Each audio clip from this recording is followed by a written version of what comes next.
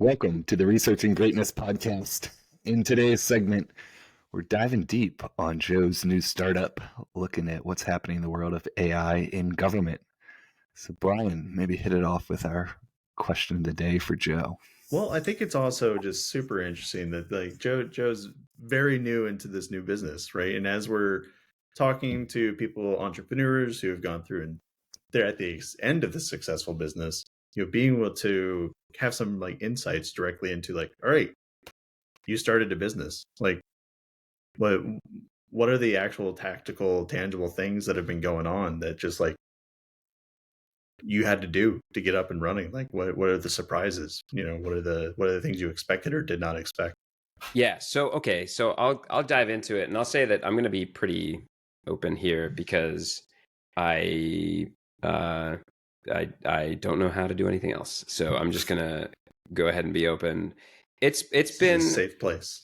Yeah, it's been fine, and I'll say that I won't give names because I'm not gonna use names without permission or anything like that. But there's a certain company that has helped me a great deal, and very kind people. I'm working at that company now as a 1099, and the work is fantastic. I get to build systems with generative AI, and I'm doing this so that it can be run offline. So I'm using Mistral open source models, arranging them in systems so that they can play off of each other, be used when needed, and then, anyways, that part is fantastic. I love the work, and it's really cutting edge, and it's things that I can't find done anywhere else, and I can't find anyone who has done them well or at all sometimes. So that part's fantastic. The business part, it's fine because I have work. I can imagine that it would be horrible if I didn't have work, right? If I had to go searching for the work, if I didn't have these, this company that A needs, wants my help, right? But B is just, extremely helpful, right? It's a fantastic company.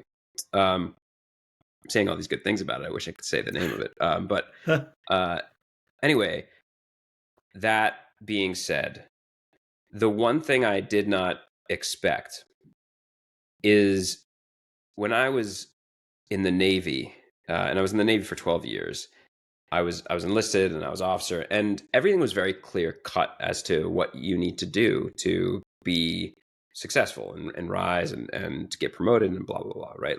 I had sheets when I was enlisted. Officer was a little bit different, but when I was enlisted, I had sheets of do this, and this, and you will, you'll rock it. And that's what I did. I just took those lists and I did all the things. Check the box.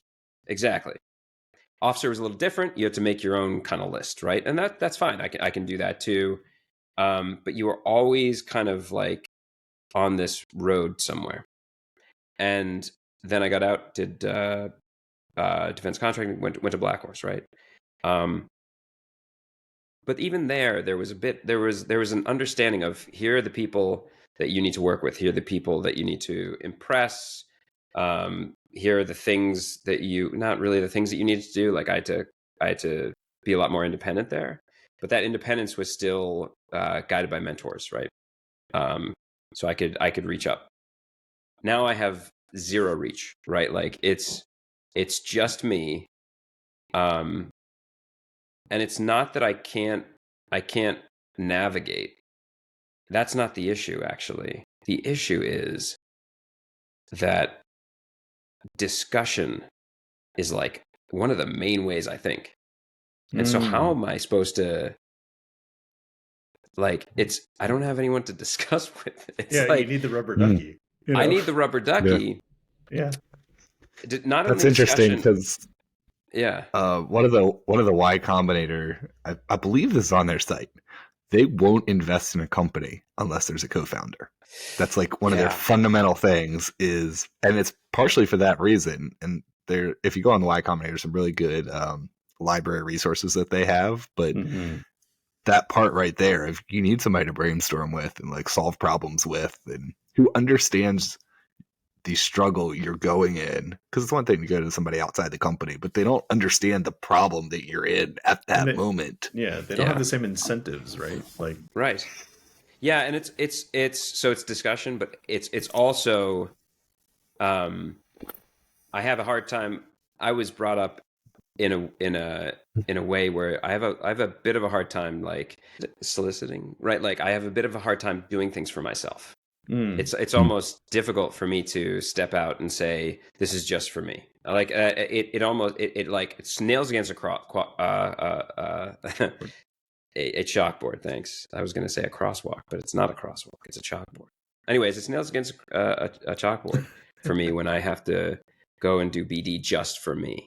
You know, I like to expand and do things for other people and feel like I'm like lifting people up and not just me. It just, I don't know. It's an awkward position to be in. So that is the state of my work every day is great because I get to do this awesome work. But the state of the company is difficult. And so that brings me to like the decisions that I'm going to have to make this year are how the heck how do I get to a place where I'm still a small company, you know, still a few people or whatever, right? That beginning. I want that beginning feeling, but I need that beginning feeling with people. Team. Yeah. With a team. So I'm gonna have to make some decisions there. And that's the state. That's it. No, So check it out. insight. Y Combinator does have a co-founder matching platform where if you're Really? struggling like that, they actually have an entire little networking portal dedicated to people like you that need that partner. All right. I would highly we are check not, it out. you know, sponsored or related in any way to Y Combinator, but I will agree with John here that it's a great resource for starting companies in a lot of different ways. But I'm really interested in it, and I think like hearing what you're saying hits on so many things from, you know, back in the early days of starting my company. And I'm interested to know, like, so what were your founding motivations for you to go out on your own and start a company? The primary motivation was that I saw this new technology and I wanted to bring that to niche parts of the government and niche parts of the military, and specifically offensive cyber. And I think that a lot of flexibility and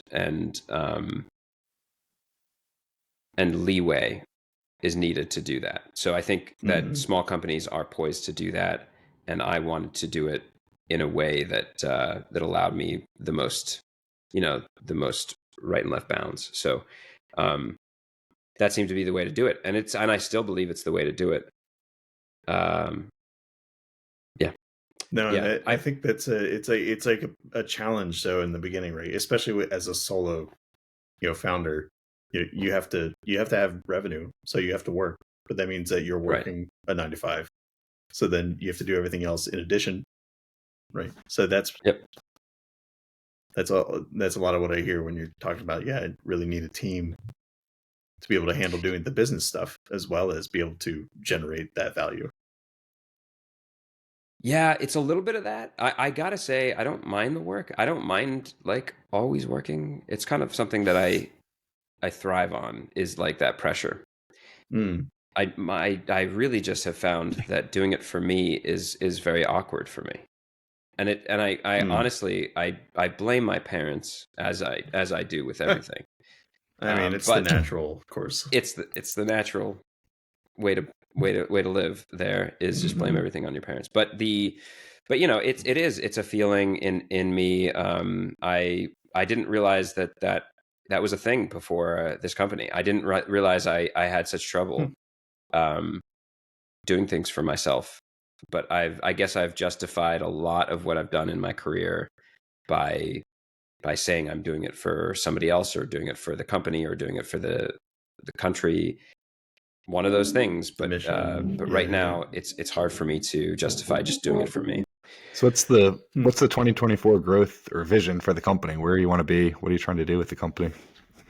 The one thing I am guaranteeing by the end of this year, I will be working with other people, right? I'll be working with a small team, and it will be a small company.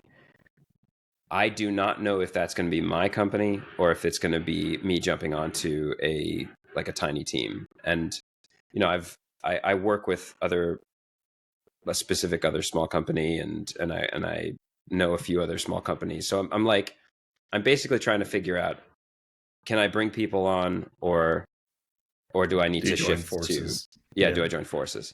And can I bring people on really depends on my BD efforts actually expanding this to allow me to bring people on, because right now all I have is this 1099, and I have a number of irons in the fire, so to speak, but those need to actually become, I don't know, what do irons in the fire become? Hot enough? I don't know. Start other fires? What is Become what fires. is this Take them out analogy? and start another fire. Yeah. There we go. Exactly. Yeah. Needs to start Take them other out to fires. start another fire. Mhm. So are those that other company that you're around? Is that also ex Black Horse individual It is in particular? Yeah.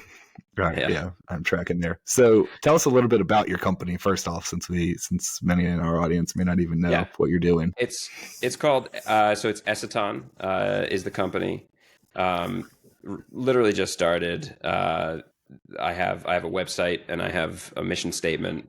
The mission statement is effectively what I said, right? Bringing these niche generative AI to kind of niche areas. Specifically, I'd like to focus on offensive cyber, but there's just so much in the government that can benefit from generative AI structured properly. So I'm not saying that I only do cyber, because there's just too much out there that needs it. And some really fascinating work that needs to be done to bring these open source techniques to fruition internal to the government. So things like advanced RAG, which I actually posted about today, like things like tree of thought thinking and organized thinking and supervision of LLMs, like all of that combined, in my opinion, in 2024, the scaffolding of that is what's going to either say, yes, you can move forward with optimization, or no, you cannot. And so when I say scaffolding, I mean, like, I might use Mistral or Mixtral right now, and create the scaffolding to use that model in a, let's say in a supervised manner, so that it has iterative rotations through that model to come up with the best answer. But if in 3 months, let's say Mixtral 2.0 comes out, I can swap that in, and suddenly my entire system becomes more intelligent. And then in 2 months after that, again and again. And so my position on this is that whatever you think is outside of and I hate to do this, because Brian, I think in our prediction episode, said this is not a skeleton key, and it's not yet. But like, in my opinion, the scaffolding is what needs to be built right now, and that can be individual tasks, and it should be task specific, so that we can eventually move into an era where fewer and fewer people are needed to accomplish these goals, and we can have people focus on like harder things and less monotonous things. What are other Is that too long?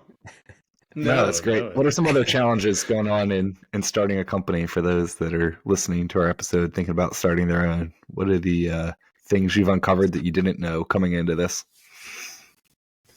FCL, I mean, that's one of the things. But come on, I haven't everybody really. knows that one. Yeah, everyone knows that. I haven't really encountered it, because I'm actually doing R&D right now for the company that I'm 1099 for. So I can't do FCL, and FCL requires other people as well. So I have to have another person in my company as well. But that's yeah, everyone knows that. FCL is facility clearance for those not familiar with the term here in too. the industry, Just a side note. Yep. Yeah. It's honestly, there were no huge surprises. I hate to be not exciting about this, but it's not that surprising. You sign up for the things, you get, you make sure to get the right codes, and it's just not that. It wasn't that concerning. The concerning part might be taxes, but I haven't dealt with that yet. I've been trying to collect everything that I need for it, so I'm sure that's going to be hell, right? But so far, at this point, being solo, single founder, everything else, like I'm sure you went LLC route. You're probably not doing benefits or anything yet, right? So like the systems of a business don't need to exist yet for you, right? Yeah, it's all individual stuff. So it's not. Yeah. I mean, it's the trouble of being self-employed is really what I've been dealing with, and it's not that bad. No, yeah. Awesome. Any other last-minute takeaways that our audience should have about starting a company in the defense sector before we close out this episode? I think.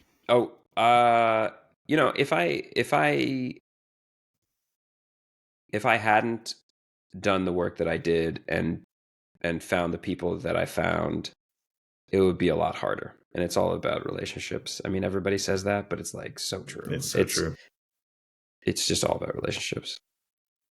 And it's not that, like, it's not in a Illuminati kind of way. It's just like, if you're nice to people, they will be nice to you. Like, that's all. Sure. Right? Like, not that difficult. Like, do kind things to others, and they will do kind things to you. And when you're doing them, you don't think about that, but you move forward in life that way, right? You just try to be kind.